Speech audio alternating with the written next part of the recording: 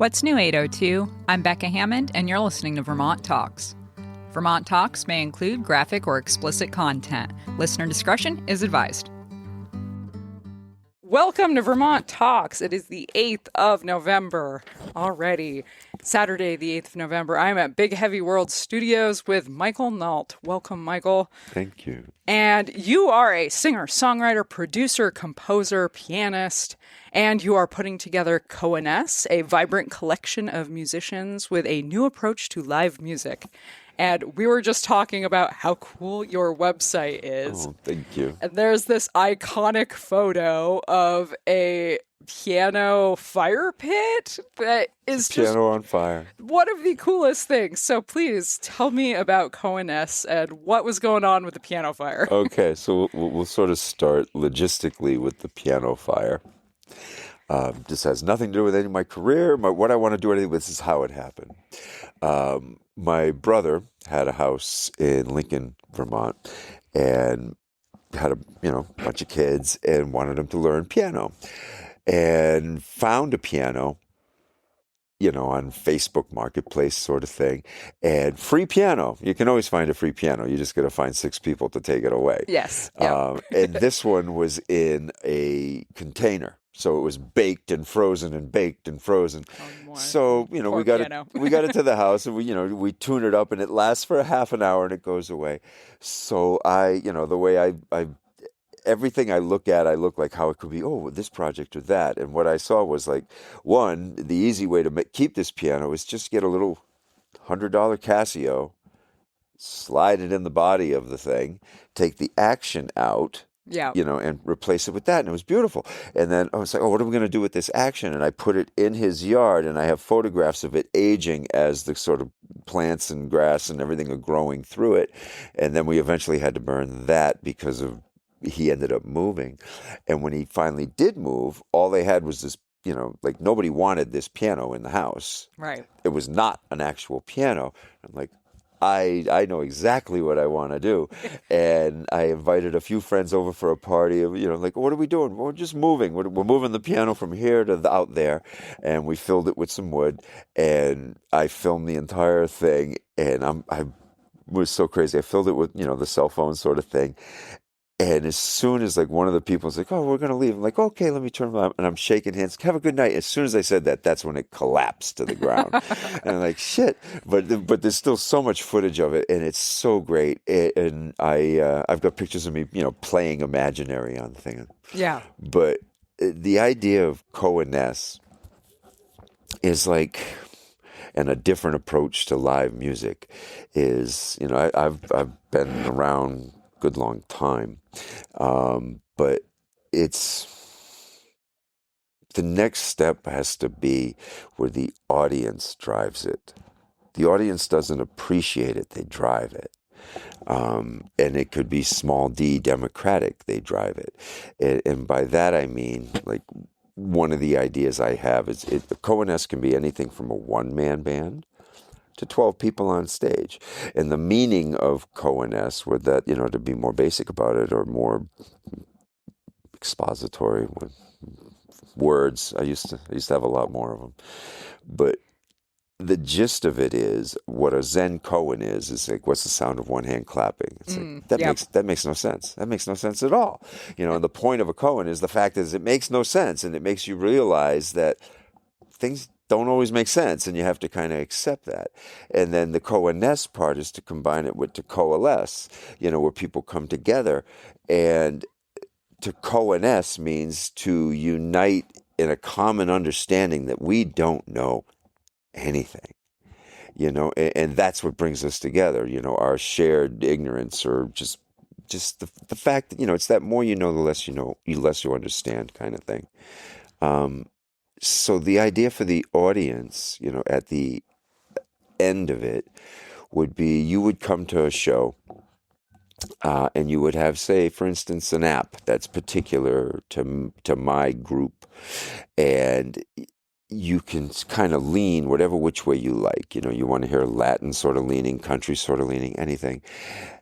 And what I'm playing, be it a cover or an original, it's going to be in a particular beats per minute and in a particular key, which means you, the audience member, can quantize it. And what quantize means, it's how you know it sounds like a Latin song because it has this rhythmic pattern to it. It's how you know it sounds like a Celtic song because it's missing the third all the time. There's all these, and it's not worth going into the whole thing, but quantization means translating that song into your genre. Right.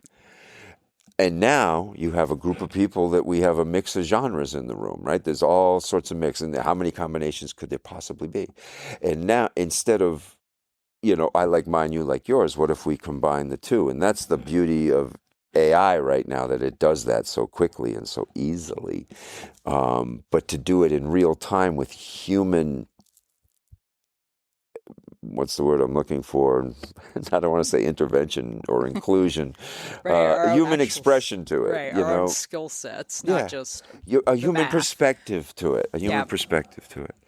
And every show would be different. Every single show would be different from the last, and the good shows would be good because the audience was great. Right. Right. So that's the idea. So this is an open invitation to anybody who ever might want to play, get involved. I would play with anybody anytime, and that's the beautiful thing about music, is it's so small d democratic. Before we go any further, I have a question for you. Big Heavy World. Yep. Where does that come from? Oh, that's a great question. And I actually had an interview that explained that a really long time ago. Yeah. So Big Heavy, honestly, I think the initial name came from just the type of music that was going on in the 90s. This has been around for quite a while. So I interviewed... I get it. Let me get the right name here. Gosh, it's been so long. So Jim of Jim's Basement. I don't know if you ever heard of Jim's Basement, which was a DIY spot. So Jim Lockridge was his name, and he's moved away now. So Jim kind of founded this place back in the 90s. Okay. And the Radiator is where local bands come on and play. Mm-hmm. And Abby helps run the Radiator now. Right. So I think that's honestly where it came from. Just the name was just being kind of grungy for being the mid-90s. As soon as you said grunge, it made perfect sense. I think that's where it came from. It made perfect sense. Matt, I have a lot of love for Big Heavy World. Mm-hmm. Because that's it. They're a collaboration of musicians and just bringing people together in this really cool way. So I want a little more of an explanation, though, about Koanesce. So are you putting on... I know you said that you're starting... which we should mention, you're starting a YouTube live series, which is kind of like what the Radiator is doing every week. How is that tying into Koanesce, and how are you seeing this concept of this collaboration growing over time? And also, where is this based? Because I think you said you're in the islands. Are you doing things locally in the islands, or what's the plan? This is really still super embryonic. And the thing that I've fought with this project is I've had a history of having the show of my life every 5 years, and I've had some great ones, but I don't do much in between. And I really want to get to a point where I'm doing more regular stuff. And toward that end, I'm on the island. I play with some people here. I have not played much in the way locally. Anybody who would love to hear me, I would love to come and play. But the two most recent shows I did one, well, here was like way back in February. That was a really great show. And to give you an idea of like what the Koanesce part means, like it isn't a band. The bass player was New York City based. The drummer and the singer were in LA. Myself, the violinist, were from Vermont, and Abby was supposed to be part of that, but she got sick, and it was so sad. But so it was like that group's not going to play together in that configuration again. It might, but it probably won't. Right. And it was such a great night because of all the different flavors of music we had, and what the show tries to be, which is what I think it's hard to get shows. Like if I said I'm just going to do nothing but covers, and there's nothing bad about doing covers. There's everything good about it. It's like a musician who doesn't do covers is like an author who says, I don't read other books. You right. know, what the hell is that? But at the same time, like you can get really painted into a corner if you get really good at those covers, and it's easy to get good at covers you enjoy. Yes. So what Yes, I struggle with if this. you enjoy the cover, you know, and you interpret it, it's the most satisfying songs I've ever sung and played aren't mine. Yep. But so what the show would be is at any given time it'd be 50% originals and I've got 100 different to choose from Right. that I have, and the other 50% covers. And the covers should always be different. So like in February, the show we did, it was 50% covers and the rest was prog rock sort of stuff and disco. This last one that I did in Rhode Island, it was 50% covers, and the rest of the other 50% was like Johnny Cash sort of country, Allman Brothers, and 80s loose synth stuff. Nice. You know? So it's like, and if you can find a way to that, again, coalescing part of it where the audience is there, if there was some form of an app that said, you know, who's wearing a smartwatch? Oh, I don't know, 75% of us. Okay, you got the app, great. Now your app is telling my rig that has MIDI that, you know, the average heart rate in this place just went up. You know, more people are standing up than there were 5 minutes ago. More of this. Yeah, that's you know, and then they interesting. go down, and now you can modulate the show to the audience. And this is independence of the audience choosing what sort of genre they want to hear. Right. You know, Right. there's so many moving parts to and this is so. I know I'm not unique in this idea, but who's going to get to this finish line first is going to be the thing. Right. That's a really interesting concept because I remember I love music. I'm very musical and I love playing music. But the way human beings, there's something indescribable about the energy at concerts. Mm-hmm. And I've been obsessed with this concept my whole life. And it's so hard to find people who want to talk about that in a like concrete way. Like this is an actual entity that we can't really define.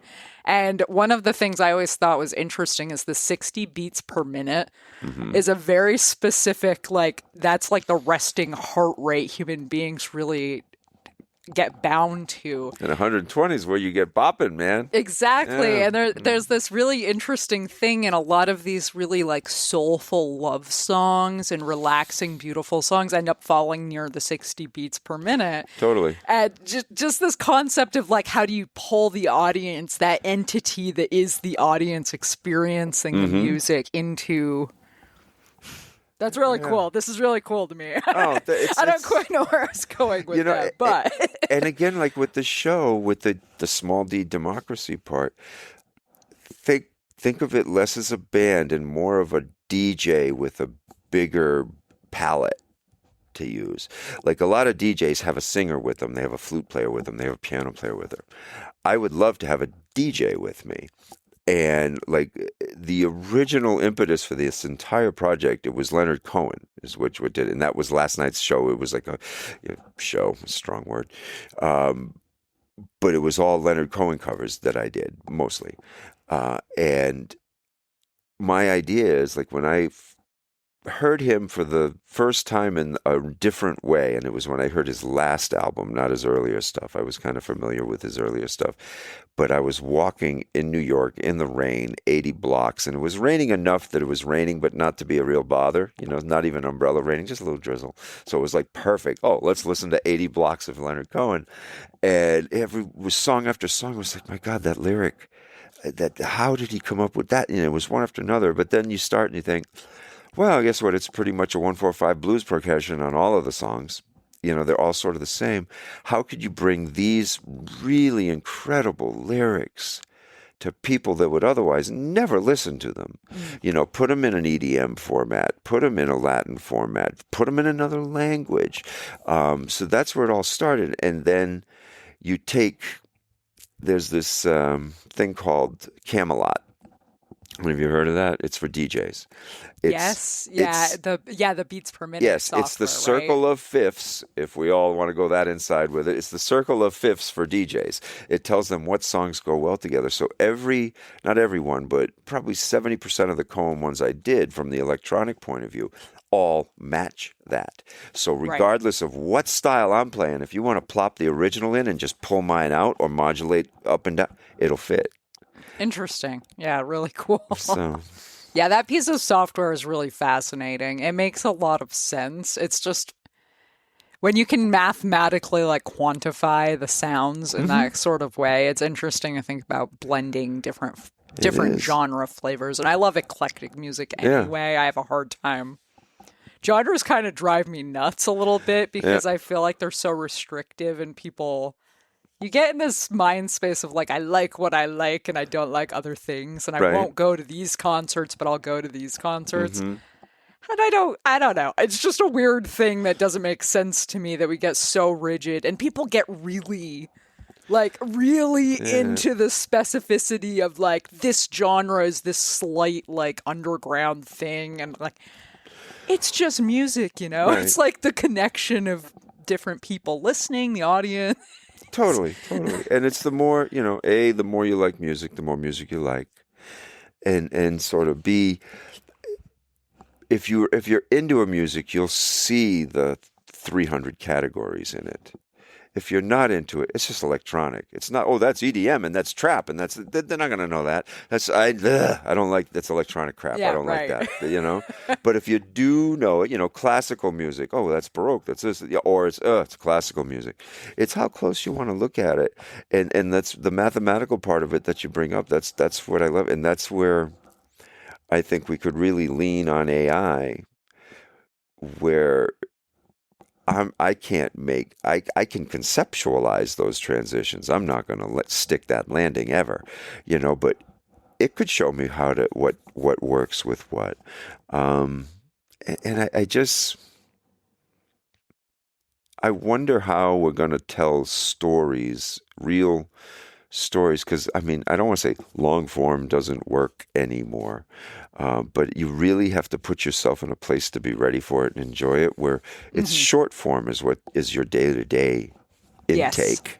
Yes. How do you tell that story? And that's like, I don't get it. That's the whole point of the thing. I don't get it. Maybe you don't get it either, and maybe we can figure it out. I think that's what we're all struggling with because I've mentioned this in other shows. There's a lot of really interesting information about dopamine addiction and what this is actually doing to our brains. Like this short form content where you can't even finish a minute-long video. Like that's how short our attention spans get. Totally. So we can't, and you can't like expect it of people because they're so addicted that they're not going to sit and listen to a 5-minute song anymore unless there's something really.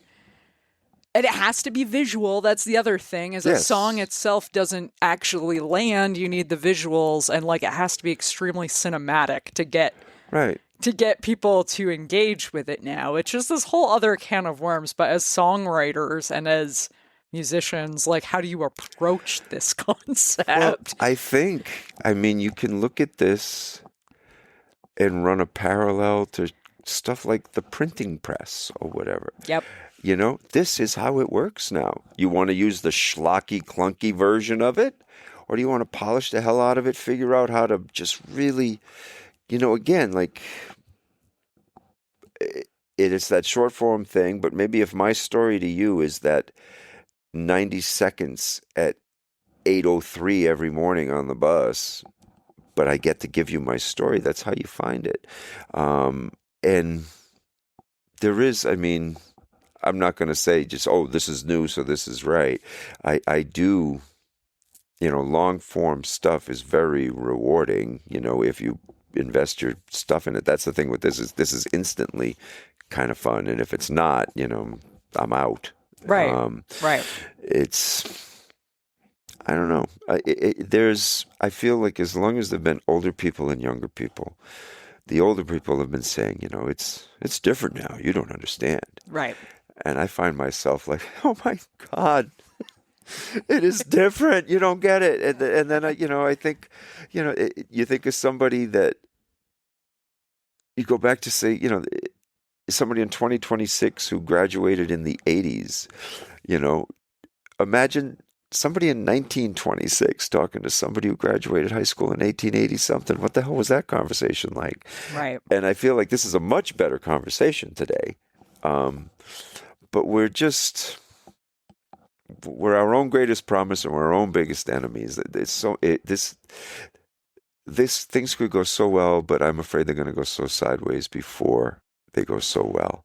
Yeah. And there is always good things. That's it. I'm a software engineer by trade. Oh, so I okay. love technology, but I often recognize. Yeah, exactly. I also hate it. It's a very weird dichotomy to recognize the things like what you're talking about. Like, oh, this is a really interesting application of not only like wearable watches, like, wow, what a blend of really, beautiful human culture, right? Yeah. Music. There's nothing more beautiful than humans experiencing music and like loving that in that moment, right? Because it's something that you can't record. We've all tried to record it, analog, whatever. You can claim you hear it more in analog, but there's nothing like being at a concert, right? Sure. But wow, if you can blend something like, wow, everyone's in this exact vibe together.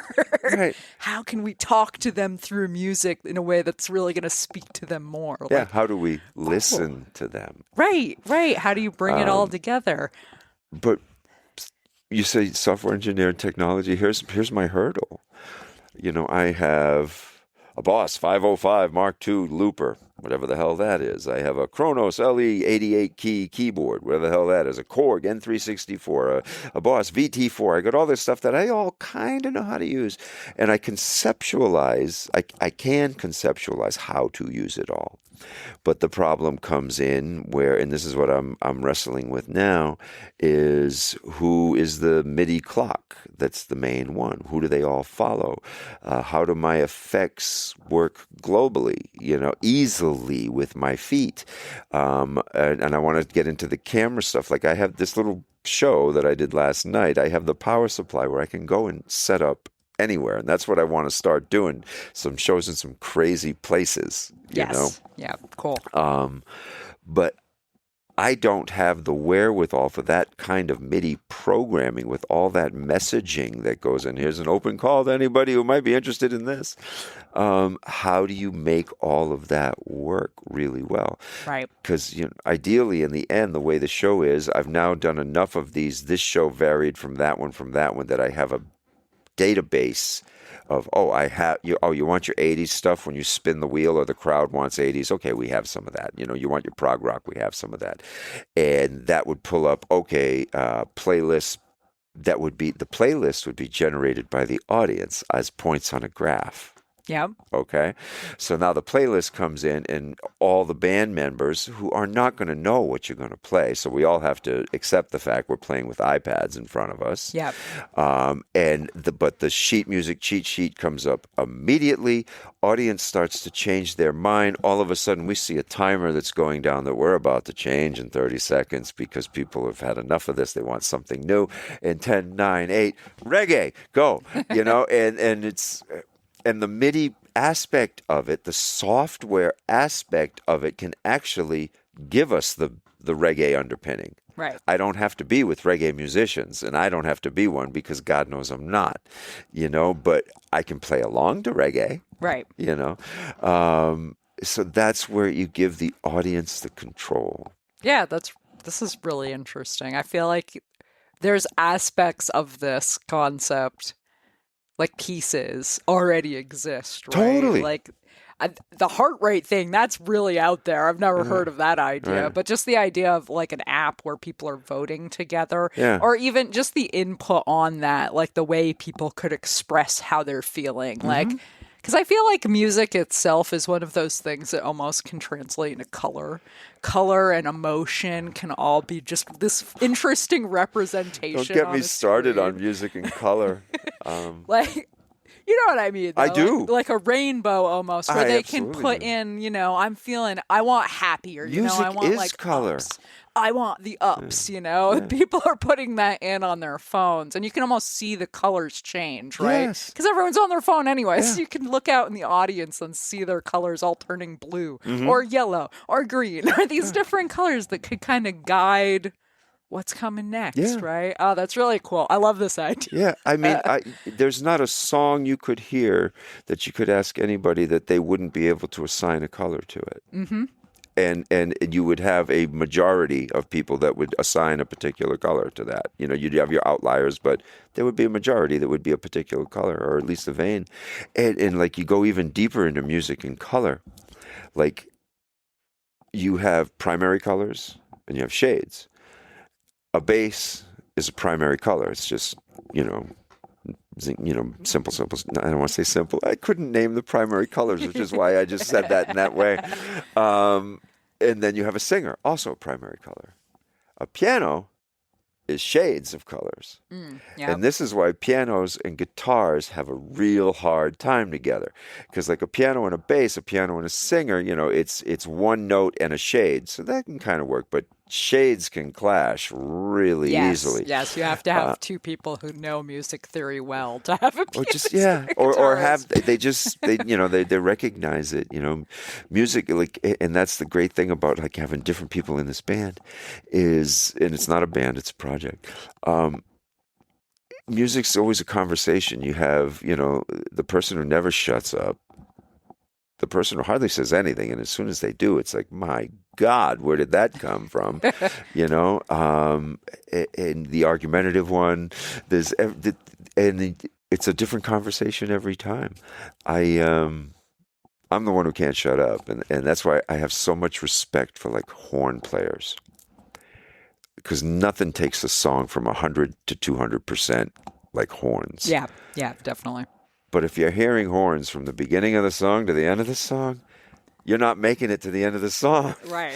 Yeah. But I know. Yeah. They're almost like an exclamation instrument, right? Exactly. But when they hit so hard. They take it somewhere else. Yeah, they really do. That's a funny way to put it. Yeah.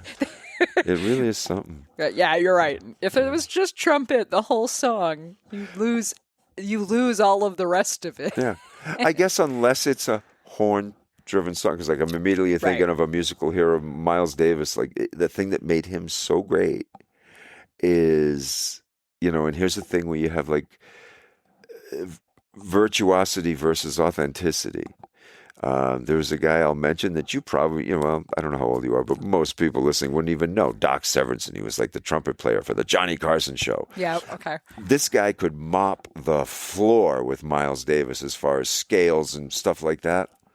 You don't know who Doc Severinsen is. Right. You know who Miles Davis is, and people for the next 100 years will still know who Miles Davis is because he played the silence. It's virtuosity for its own sake is horrible.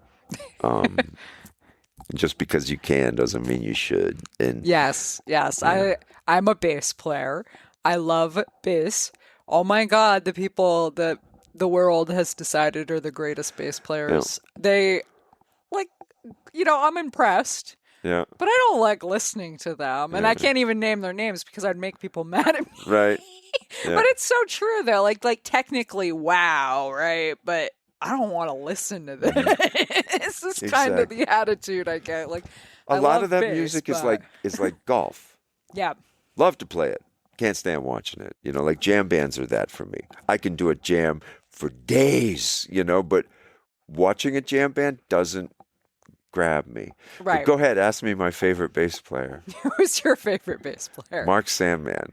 Who do I know? I don't think I know that There's name. A band called Morphine. Okay, yeah, I've heard that name.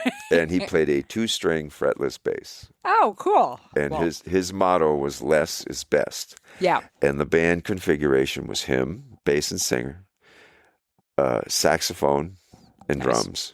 Nice. And that was it. And their music, it was, you never want to listen to the music in the daylight. Nothing you ever want to listen to when the sun's out. And the sun should be down for a while before you listen to it. But it's... cool, though. That's kind of how I feel about a lot of music. Is there's some simplicity that is so beautiful that you don't need to overdo it too much, especially in one song. It's so easy to overdo it in one song. And it's funny because I love prog rock. Like there's a certain type of prog rock where I'm like, damn, that was great from beginning to end. a lot of prog rock, you're like, that was terrible From from beginning to end. Yes, yes. It gets too earnest is the word.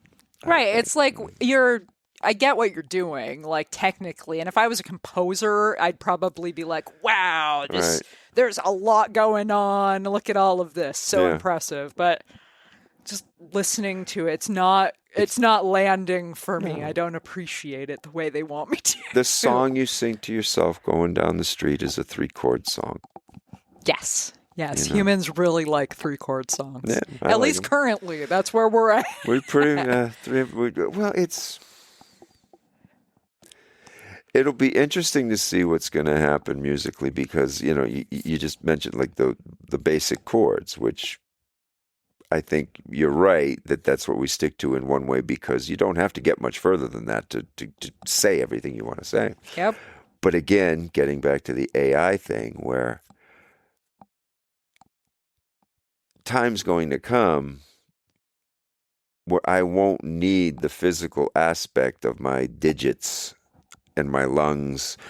I just need to think about what it is I want to hear, and I'll create it. And then what's going to happen, And I mean, it's as cyclical as anything else. It gets more complicated. It gets simple. I think it's like music and fashion are very much the same, and that's where I think it's one of the few places people shouldn't have to worry about AI because if AI was in charge of fashion, our fashion would never change because it knows what we like and it will give us more of what we like. Same is true in music. You need somebody, like if AI was around, in the 90s and Nirvana showed up, you wouldn't have heard Nirvana. You would have continued to hear, oh my God, Iron Maiden, whatever. Right. People were listening. You would have heard more of that. Right. But these guys came out and said, we're going to do the opposite of that. Let me see what you think. And it's right. The innovative piece isn't going to be there. But that's right. Exactly. That's kind of I just had that thought about how disturbed people were when was it Bach or Beethoven? I think it was Bach.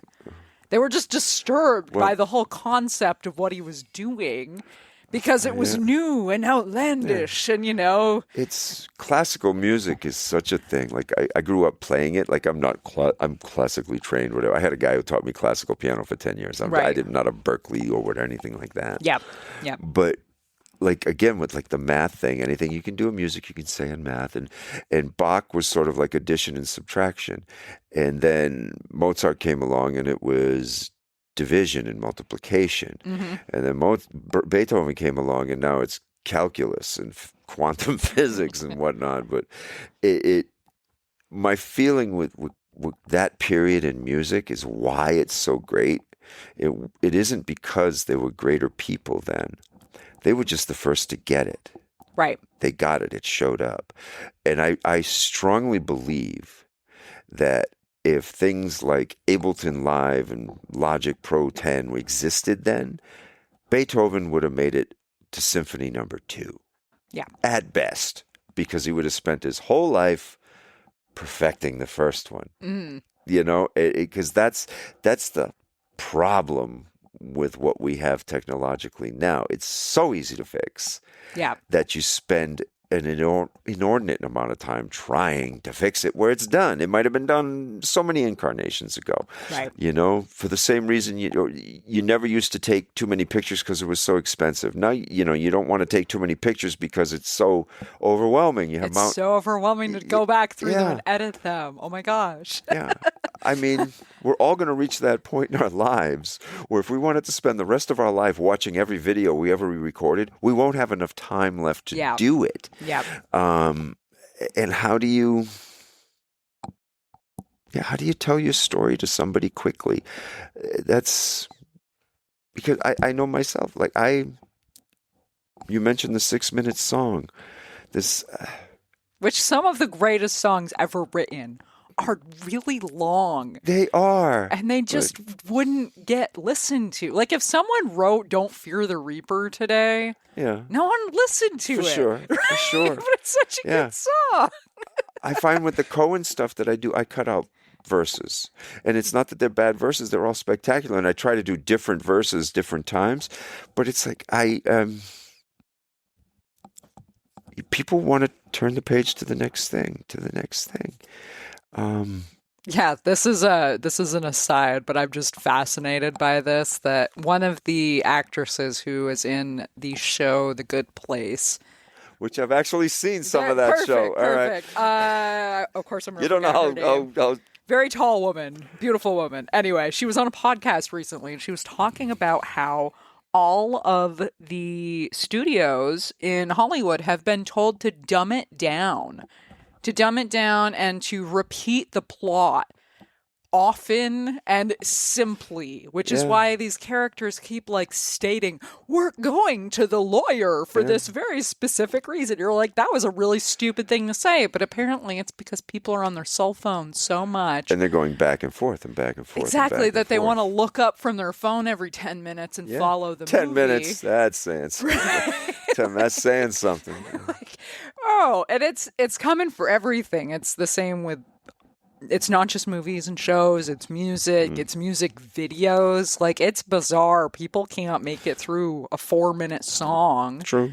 Like, you're right. How do you translate this? And You say what you want to say in 2-minute songs. yeah. Make them different songs. Yep. I like 2-minute songs for the main reason is editing them. Right. Because it's like if you're a musician and you've created your own music, by the time I've heard it once, you've heard it 1,200 times. Right. And you've heard that 2-measure part 3,600 times. It's so I like 2-minute songs for that. And then I imagine myself in the audience and my attention span has gotten so small. I'm wildly interested in lots of stuff, and I don't know if part of that is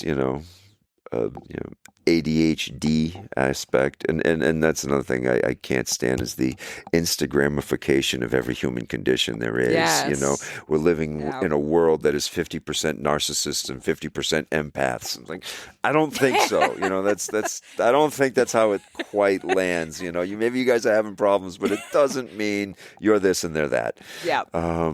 But it's. Here's something I wanted to kind of talk about: patience and tolerance.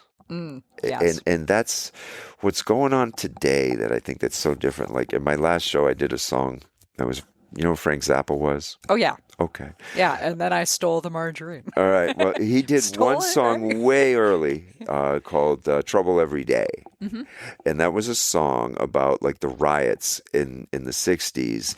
And what he was complaining about or pointing out was the fact that news agencies they just stomp all over each other just to get it to you first, no matter how ugly it was. Yeah. We're going to get it first, and it's not about first anymore. It's like we're going to define it best.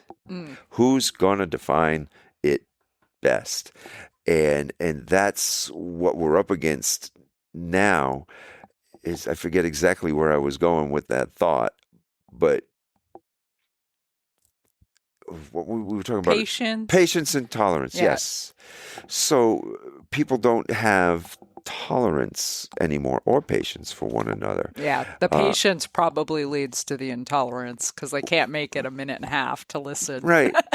But like I think the difference between patience and tolerance, and this is kind of what I wanted to say, it's like you can always find more patience. You can always create more patience. Like if I'm teaching somebody to play the piano, which I'm terrible at, it's like, let me show you division before I show you addition. I'm that guy. But if you're not getting it week after week, but you're still trying, that is so endearing to me, and I'll stay in it the whole time. But if you're somebody who comes off really gruff in an attitude with me, whatnot, I know I could exercise 20 minutes of patience, endure you for a little bit, and then we'll connect. But I maybe I don't have any tolerance for you anymore, and I'm just not. And once you don't have it, you don't have it. You can't. You can say, "Oh no, I've learned to tolerate it." It's like, no, you haven't discovered. your level of tolerance yet, because once you hit it, you can't unhit it. You can't go back and say, I'm going to put up with X, Y, or Z. Right. Yep. Yeah, but- I feel that. Yeah. And dealing with some people, you're like, nope, I'm just not going to. Yeah. I hope. You talk about music connecting people and people feeling a higher level of being and just feeling better doing it. There's something about interacting with human beings face to face, right? And going to the concert. I think concerts don't translate well to video.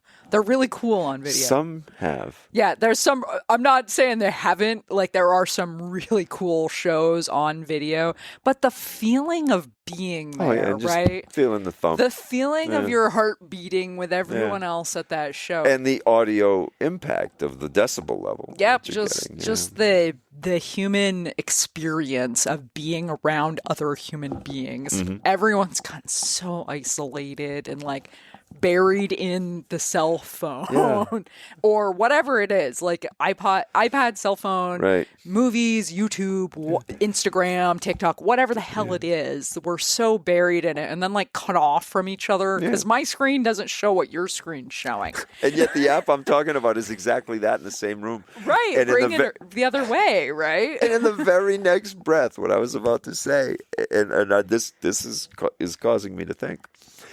In February, I was given the option, and this was pitched to me as the best thing since sliced bread. Let's record, because I wanted the show recorded well, and it was recorded very well, with a new video coming out tomorrow, which is actually a cover. I'm at Koanesce on YouTube.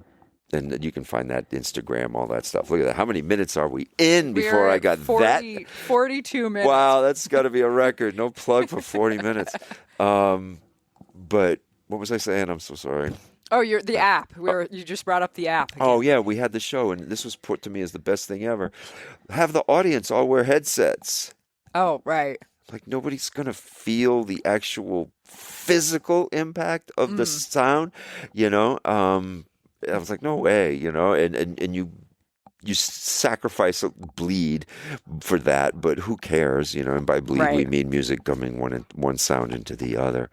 But yeah, it's funny, like the app that I talk about kind of demands that you're listening to it that way. Right. Because I'm sitting next to you, I'm dancing next to you in my little electric slide thing. Meanwhile, you're doing a Nirvana sort of grungy kind of version of what I'm doing. Again, we're feeling the same beat, we're in the same key, but our quantization, the language we're getting it in, is different.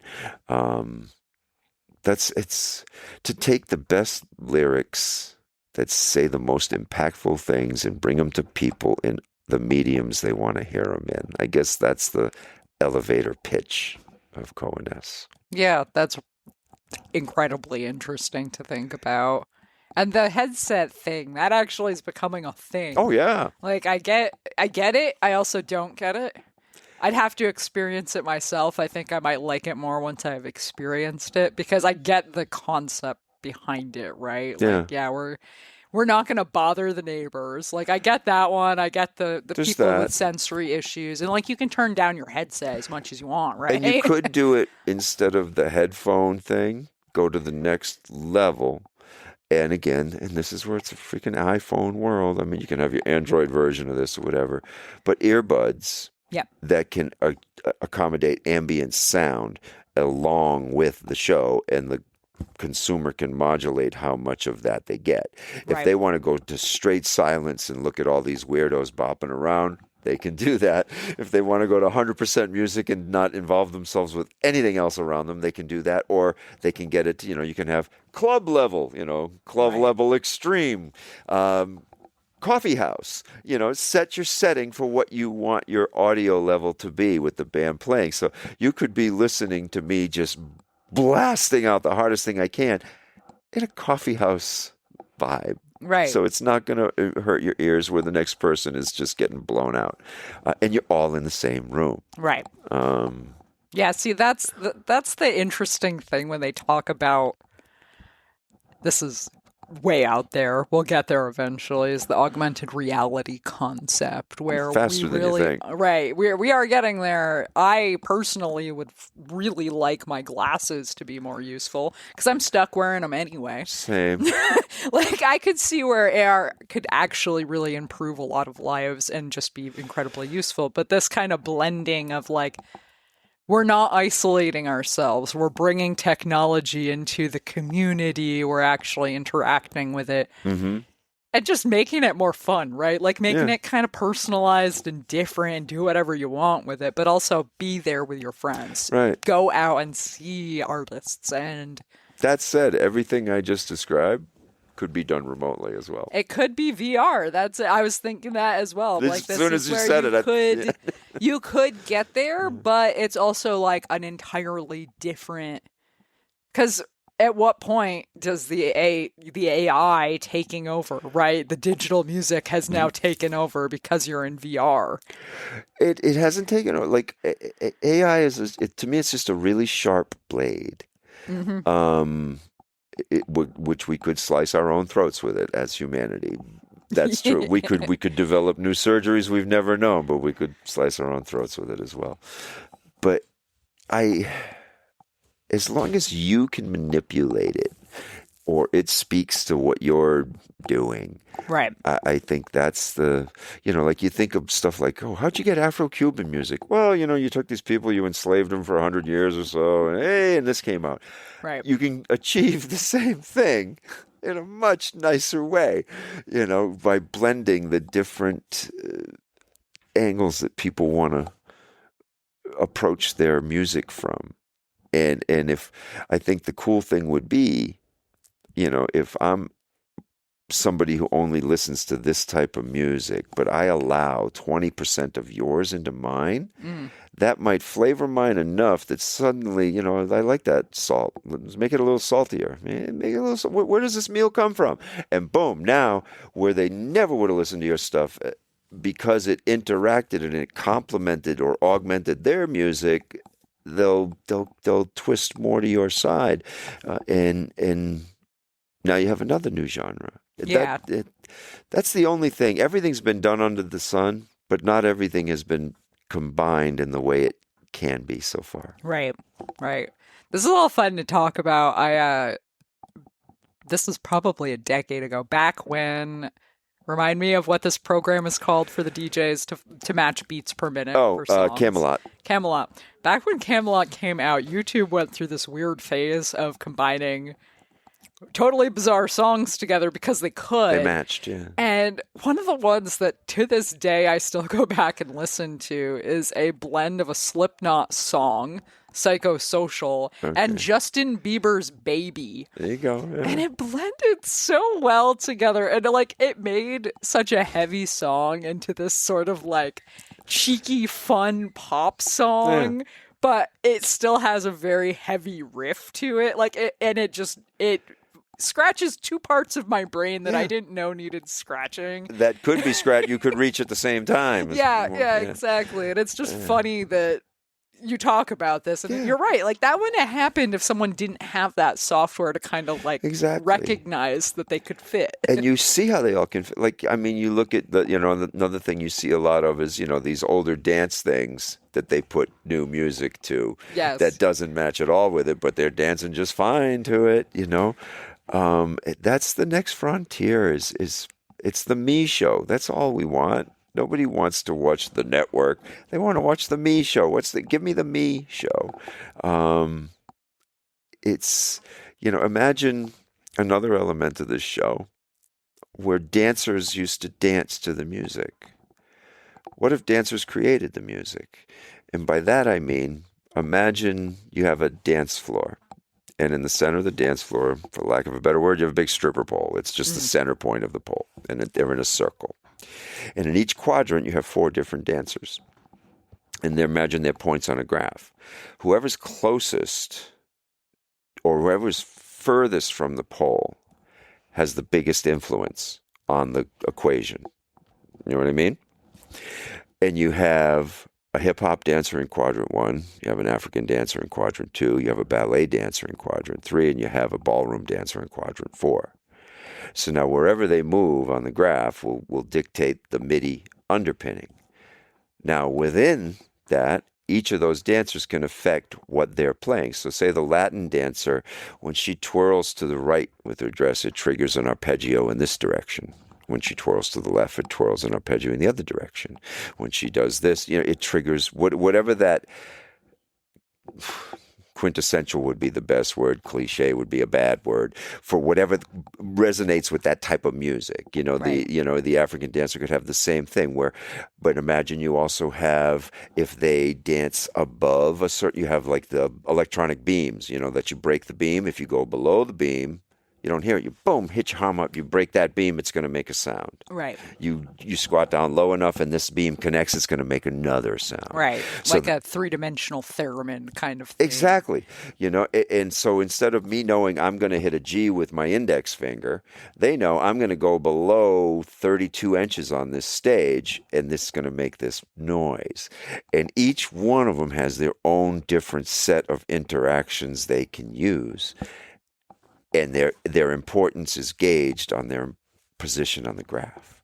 That's really interesting. It's a Broadway show I have in my head, is what it is. It's a Broadway show. If anyone's looking to finance me.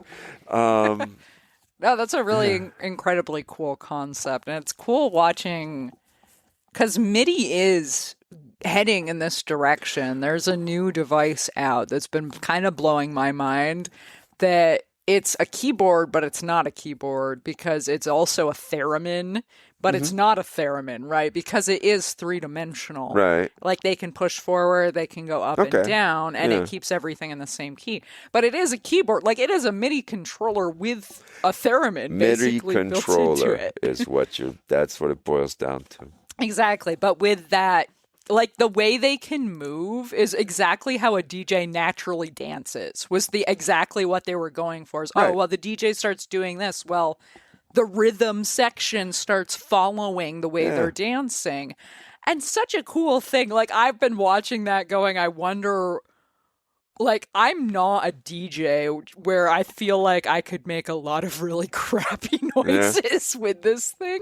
But I'm really excited to see someone who is good at what you mentioned this, getting it programmed enough so that you can actually go on stage and make it work in real time I don't feel like I have remotely scratched that where I could do that. It's so much fun playing with MIDI controllers though. Yeah, it is. And there's, everything is about 0 to 127.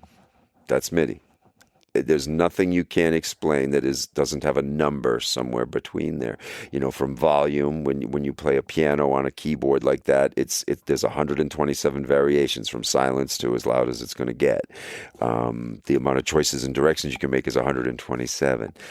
But it's the routing, that's where I say, like, if I hit an effect, I want it to be global, or maybe I don't. Right. Like I want just this section of my keyboard that's going to interact with my vocoder so I can harmonize without that thing trying to harmonize with me way up here in some octave that's like completely out of my range, and it's going to try to make me sound that way. To get all the trains on the track and get them all running on time is hard, because this last show I did 2 weeks ago in Rhode Island went really well with the looper and stuff. Whereas the one before that, not the February show, but there was another show that I did where I tried to do the same thing, and it ended up being a very acoustic show because it all hit the fan. Yeah, it just and I just had to work. Yeah, it didn't work, and it took me an hour to set the stuff up. And it worked great at the house. Yes. That's the more complex you make it, the harder it is when you get on stage sometimes. Mine, my little rig is going to be complex, but I got a little wagon I can pull it on. Once all the identifiable inputs and outputs are established, I'll kind of wrap them together as a snake and label them. Right. And again, my goal is I want to just pull my little wagon into some really strange place, or cool places, and there's tons of them here, and just do a little live set here, live set there, live set here, live set there, which should be wonderful. I'm always stunned at people who say I used to play. Yeah, well, that was me music. for a long time. I used to play, and I just recently started playing out with a band again this year, and it's been. And you don't have to play out, but I mean, it's so nice playing with other people. That's Yes. it. I hadn't played with anyone in a very long time, and I kept playing by myself. I'm really happy that I did because I didn't, lose my chops completely. right. But playing They come with back other fast, people though, too. Yeah, they definitely do. But it's there's something really wonderful about it. Just like going to a show, like being with other people with music. There's something like really deep down in our souls that just it speaks to. It really means something in a way that. Man, I hope we keep some music venues open in this state. We're having a hard time. They'll with come this. back. They'll come back. Yeah. They'll come back. Yeah, I hope so. What's the new, 20 years from now, what's the new Nectar's going to be that's going to be the old place, And, Right. And who knows where that place will end up, too. But maybe it's going to be just more guerrilla shows. You mentioned an underground person's place here. Will you just have shows in... Oh, there's a lot of it. That's it. There's a lot of these little places around Burlington. And right maybe now. that's the thing to do. I'd love to try some of them. Reach out to me, whomever. Hey, you should reach out to Safety Pin Shows. Just right. plug my friend's All right. booking service. And Oddfellows has become a very important cultural hub in Burlington for this exact reason. Okay. They actually have Jim's Basement speakers right now, which I think we're going to replace.